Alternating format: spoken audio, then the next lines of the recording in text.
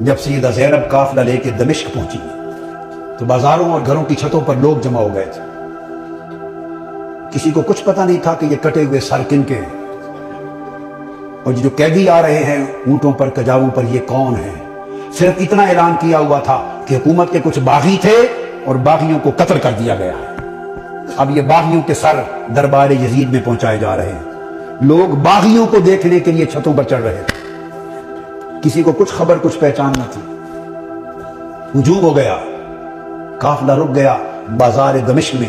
آج وہ بازار سوق حمیدیہ کہلاتا ہے. چھتا ہوا ہے آج بازار دمشق کا. وہ روٹ تھا جہاں سے وہ مسجد اموی جو ہے اس طرف دربار یزید کی طرف مڑ کے قافلہ جانا تھا. بھیڑ ہو گئی، قافلہ رک گیا. بھوک تھی، پیاس تھی، پریشان حالی تھی. تو چھتوں پہ جو لوگ چڑھ گئے تھے ان میں ایک خاتون بھی چڑھ گئی تھی، بوڑھی.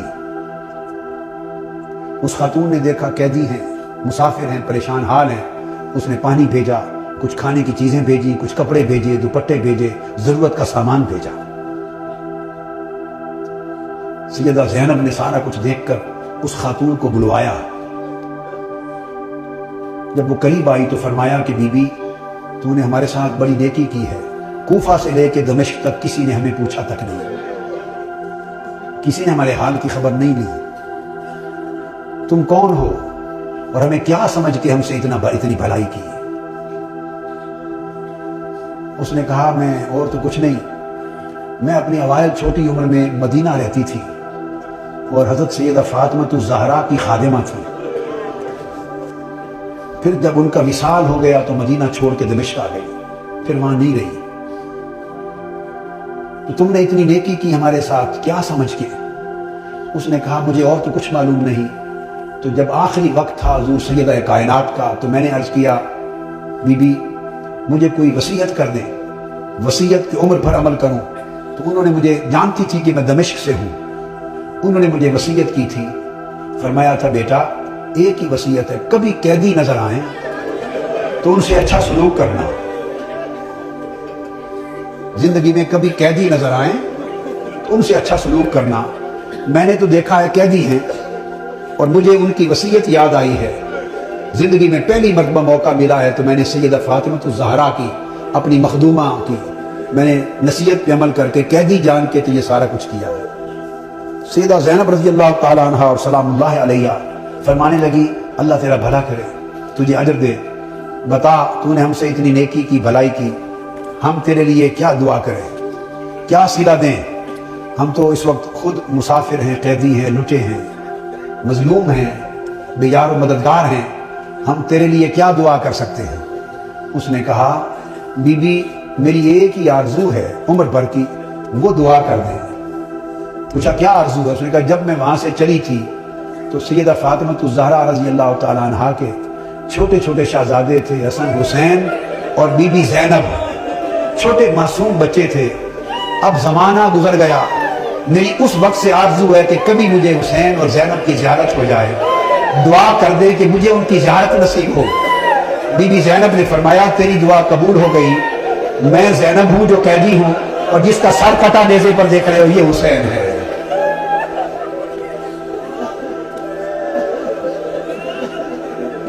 اللہم صلی علی سیدنا مولانا محمد وعلی آلہ وصحبہ وبارک وسلم.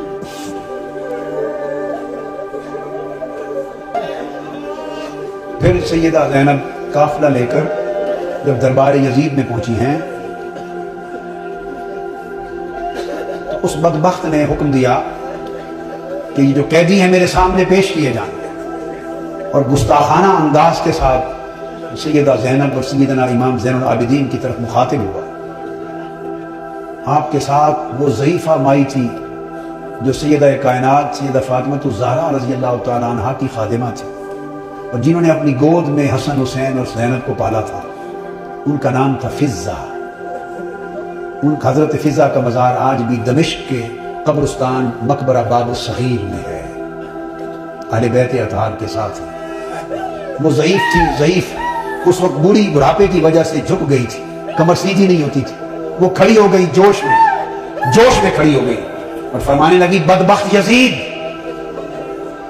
تم جن کو باندیاں کہہ رہا ہے، یہ قیدی باندیاں پیش کی جائیں، خبردار، یہ دنیا اور آخرت اور کل کائنات کی مالک و وارث ہیں، تاجدار کائنات کی شہزادیاں ہیں، تمیز سے بات کر۔ یزید نے اپنے فوجیوں کو دیکھا اور کہا کہ یہ بری خاتون کون ہے جو جسارت اور بے ادبی کر رہی ہے ہمارے دربار میں، اس کی خبر لو۔ اس کے فوجی اٹھے، انہوں نے تلوار لہرائی، ڈرانے دھمکانے کے لیے بی بی فضہ رضی اللہ تعالی عنہا کو۔ بس اتنا عمل کرنے کی دیر تھی کہ خود یزید کے فوجیوں میں درجنوں سینکڑوں فوجی حبشہ کے رہنے والے تھے، اور بی بی فضہ بھی حبشہ سے تھی۔ یزید کی اپنی فوج کے حبشی جوان، یک لخت 20 حبشی جوان تلواریں میان سے نکال کے کھڑے ہو گئے۔ ان کی جو قومی غیرت تھی اور وطن کی حمیت تھی، اس نے جوش مارا۔ اس نے کہا خبردار، یہ ہمارے وطن کی ماں ہے، حبشہ کی ماں ہے، اگر کسی نے اس کی طرف ہاتھ بڑھایا تو تلواروں سے گردنیں کاٹ دیں گے۔ جب وہ تلواریں لہرائیں حبشہ کی ایک خاتون کی عزت کی خاطر، تو اس وقت سیدہ زینب نے مڑ کے مدینہ کی طرف دیکھا اور مدینہ کی طرف تک کر ہاتھ اٹھائے اور عرض کیا بابا، آج حبشہ کی ایک بیٹی کے لیے سینکڑوں تلواریں نکل آئی ہیں، مگر آج آپ کی بیٹیوں کی حفاظت کے لیے کوئی شخص یہاں موجود نہیں۔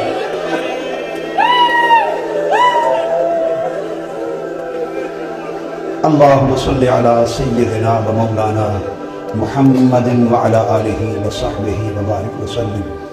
الصلاة والسلام علیک یا سیدی یا رسول اللہ وعلی آلک و اصحابک و اہل بیتک یا حبیب اللہ وعلی آلک و اہل بیتک و ذریتک یا حبیب اللہ۔